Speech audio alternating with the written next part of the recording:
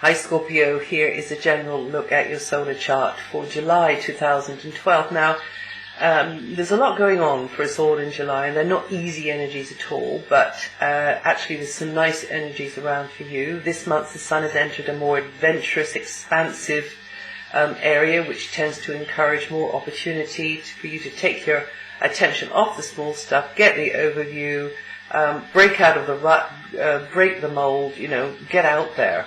You just get a feeling of promise in the air, of possibilities in the air, of potential. Another way it can work is that you may have itchy feet, and you just get more chances to take a break, maybe get things in perspective if you do, and good time to travel, plan or take a holiday. But during this period, as I say, you might be full of ideas, you want to launch into something, but it perhaps involves more information gathering.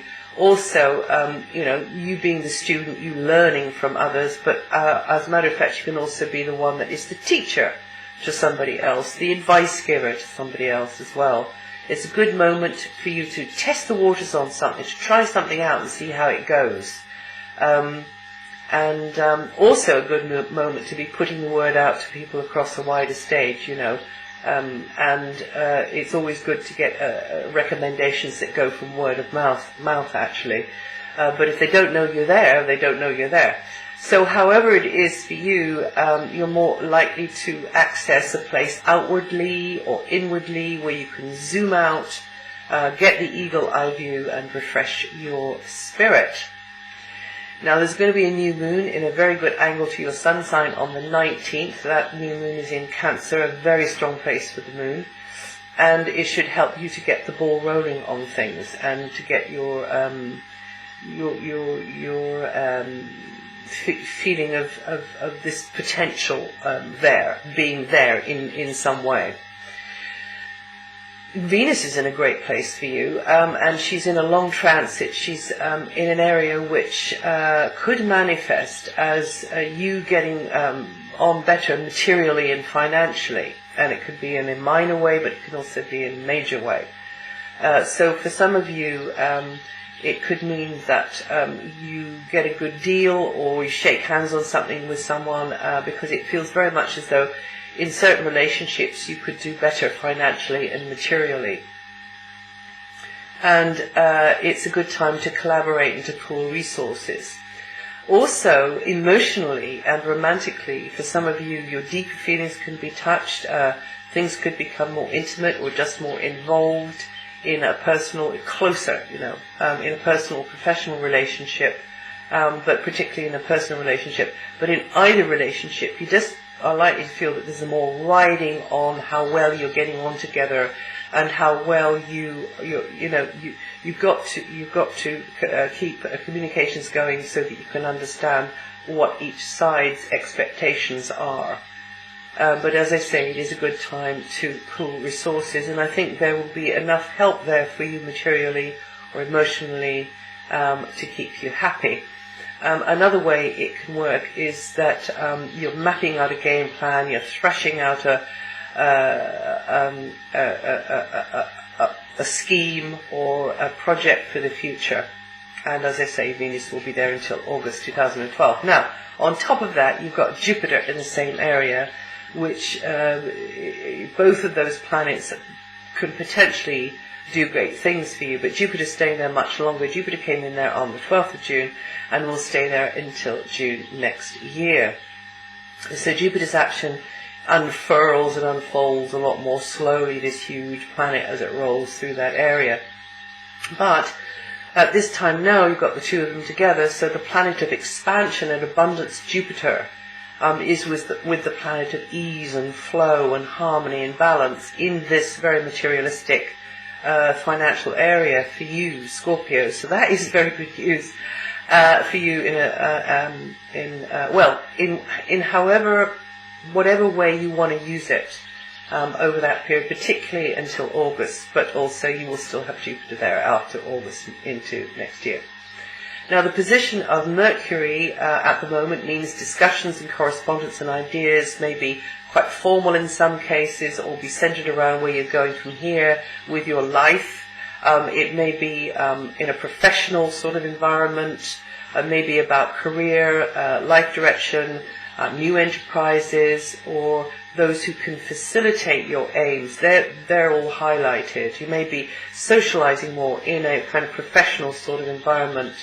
You may find your goals and schemes are being validated or in fact rejected by the feedback you're getting, so you're sounding people out, you're sounding ideas out. You may be putting more mental effort into coming across well, so that you get the result you desire. Vehicles, also travel vehicles, transport, communications of all kinds, communications equipment may also be emphasized during July for you. From the 15th of July, though, Mercury goes backwards. It goes retrograde, and that means that you might have hold-ups, delays, blips, I would say there, glitches. So it's no bad thing. It just means that you might be held up a little bit. Mars is now moving. Mars has been in a very progressive area for you for several months, 8 months actually, since last November, emphasizing teamwork, emphasizing activities with colleagues, making new friends, having lots of acquaintances or kind of a group around you for professional or personal reasons. Mars is, as I say, moving from there on the 4th of July. And will then enter a very background, sort of low-key area until late August, which suggests that you could be working hard behind the scenes or playing a supportive role, or more of a supportive role for others some of this time. Also some of this time, may I suggest that you rest and recuperate as well, because whenever Mars goes into this house of your solar chart, it can be a bit of a drain on your energy because the energies just turn inwards. So the more you try to be all singing and all dancing and out there, the more the energy is working against itself. So obviously we've all got to do that. The world's not going to go away, but whenever you can, get some rest and recuperation, and touch base with yourself and with your higher self. That would be my advice.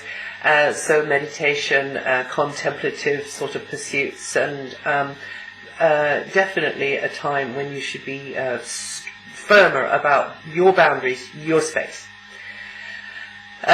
Because this transit can encourage inner awareness, and also it can give you quite strong dreams and visions and gut knowing at this time as well. So be aware of that.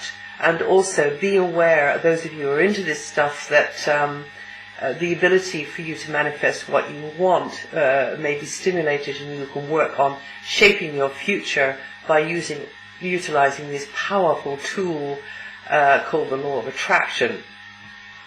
So you might want to find out about that if you don't know about it already. But in the process, be protected of yourself. Listen to the omens and the portents around you, and see them around you. As I say, you could be playing a supportive role as well. Others may just want to lean on you more. So you might have to put yourself out for them. I mean, maybe it's in a paid way or it's an unpaid way, but you've just got to put yourself out for them, because you might not be feeling in the mood sometimes. So be careful not to spread yourself too thin with physical demands. Get the balance right there, and you should be fine. From the 22nd, the Sun comes into the area where Mercury is already, and you'll be taking your role responsibilities and your general direction in life more seriously, and giving more attention to perhaps presentation and image and stuff like that. And that's it for July. Now, if you go to my website, if you're not there already, you can also find out what the slow moving outer planets are doing. It's written up there. And you might like to find your forecast for your moon sign or your rising sign if you know them. And if you piece it all together, you'll get some sort of a picture of as a guide for what's coming up in the month ahead. And I will see you the next time.